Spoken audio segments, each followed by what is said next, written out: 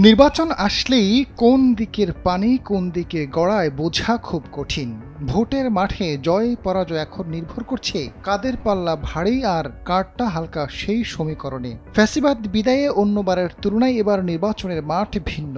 একসময় বিএনপি জামাত জোটবদ্ধ হয়ে নির্বাচন করলেও তারাই এবার একে অন্যের প্রধান প্রতিপক্ষ। তাতে ছোট দলগুলো পড়েছে বিপাকে। সরকারের অংশ হতে পর্দার অন্তরালে সমঝোতার আলোচনা করছে তারা। বিএনপি জামাত দুই প্রতিপক্ষের সঙ্গে কে থাকছে কারা থাকছে তা নিয়ে জল ঘোলা হচ্ছে প্রতিনিয়ত। সবার চোখ ছাত্রদের দল এনসিপির দিকে। নতুন গড়ে ওঠা দলটি কোনো জোটে যাবে নাকি এককভাবে নির্বাচন করবে তা নিয়ে আলোচনা তুঙ্গে। এদিকে বিএনপির সঙ্গে আসন সমঝোতায় যাচ্ছে এনসিপি। রাজনৈতিক মহলে এমন খবর প্রচারিত থাকলেও দলটির নেতাদের বক্তব্য শুনলে সেটি বোঝা যায় না।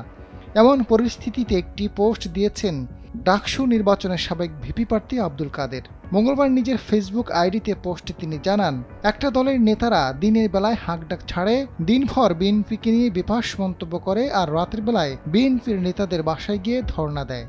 ধারণা করা হচ্ছে এনসিপিকে নিয়েই তিনি পোস্টটি দিয়েছেন।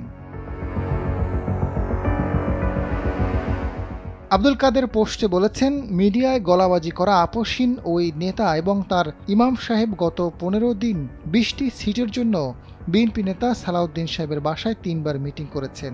মির্জা ফখরুল ইসলামের বাসায় ধর্ণা দিয়েছেন এখন পর্যন্ত একবার। আসন সমঝোতায় বেটার নেগোসিয়েশন কৌশল হিসেবে এমন উল্টাপাল্টা বক্তব্য দিচ্ছেন তথাকথিত আপসহীন নেতা।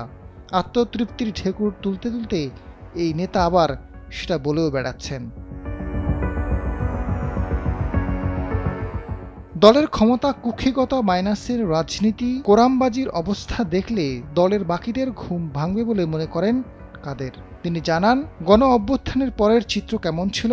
পুরনো রাজনৈতিক দলগুলো তরুণদের কাছে আসবে, তরুণ থাকবে ড্রাইভিং সিটে, কিন্তু খোদ ইমামরা গিয়ে বসে থাকেন 20টা সিটের জন্য। আসন ভাগানোর কৌশল হিসেবে মিডিয়ায় গলাবাজি করে বেড়ান, বাসায় গিয়ে বসে থাকেন, তবুও আসন মিলে না। বন্ধু বলে একদিকে ব্ল্যাকমেইল করছেন, অন্যদিকে মাইনাস করে।